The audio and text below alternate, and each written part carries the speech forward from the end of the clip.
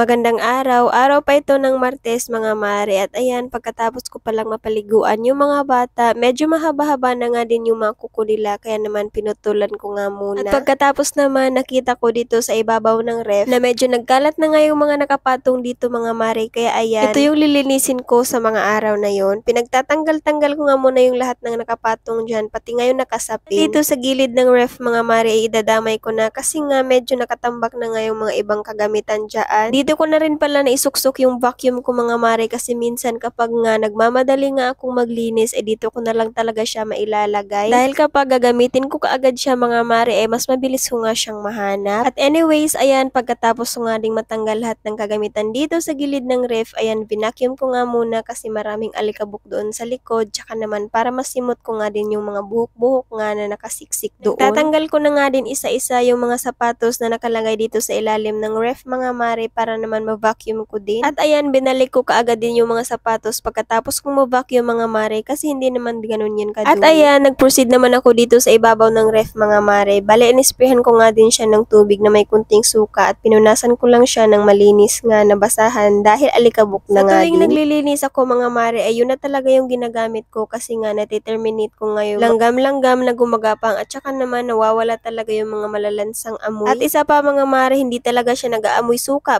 pagkatapos. Vinacuum ko na din dito sa itaas ng lagayan ng mga damit mga mare kasi ayan maraming mga dumi-dumi ng mga ipis at saka iba't ibang mga alikabok at saka mga buhok-buhok. At ibang mga kagamitan nga yung nakapatong dito mga mare at yung iba naman ay yung mga laruan nga ng mga bata dito rin nakalagay. Anyways mga mare, magpa-fast forward na nga din tayo. Ayan, kinabukasan nga pala ang ganap na ito. Pagkaalis nga ng asawa ko papuntang trabaho mga mare at ayan pagkatapos nga din naming mag-almusal ng mga bata ay nagligpit nga lang ako nitong aming higaan. Pinatayo ko nga lang din muna yung foam dito mga mare at pagkatapos nga dun sa may higaan ay dito na naman ako nagsusort ng mga kalat dito sa may lamesa namin. Ganito yung senaryo ko araw-araw mga mare, hindi nawawalan ng kalat dito, kalat doon kasi nga meron nga akong mga toddler. Pero okay lang yon as long as nakapaglinis pa ako at nasusundan ko pa nga yung mga kalat nila mga mare ay okay lang yun. Hanggat nagkakalat, nakakapaglaro pa nga din yung mga anak natin mga mare, isa lang naman yung ibig sabihin doon, malusog nga sila at walang sakit. Hindi naman yung mga papel nating mga nanay mga mare, patnubayan sila at alagaan sila. At wala din namang ibang gagawa dito mga mare kundi tayo nga lang mga nanay. Siyempre alangan namang ipapasa natin sa kapitbahay, charis. At ayan mga mare, pagkatapos nga din palang mag-vacuum dito, lahat-lahat sa loob ng bahay ay binalik ko nga lang din yung mga playmat at saka naman nag-mop nga lang ako ng saglit at ayan medyo malinis na nga din yung balor. At ayun lang muna mga mare, thank you for watching and see you on my next mini vlog. Bye-bye!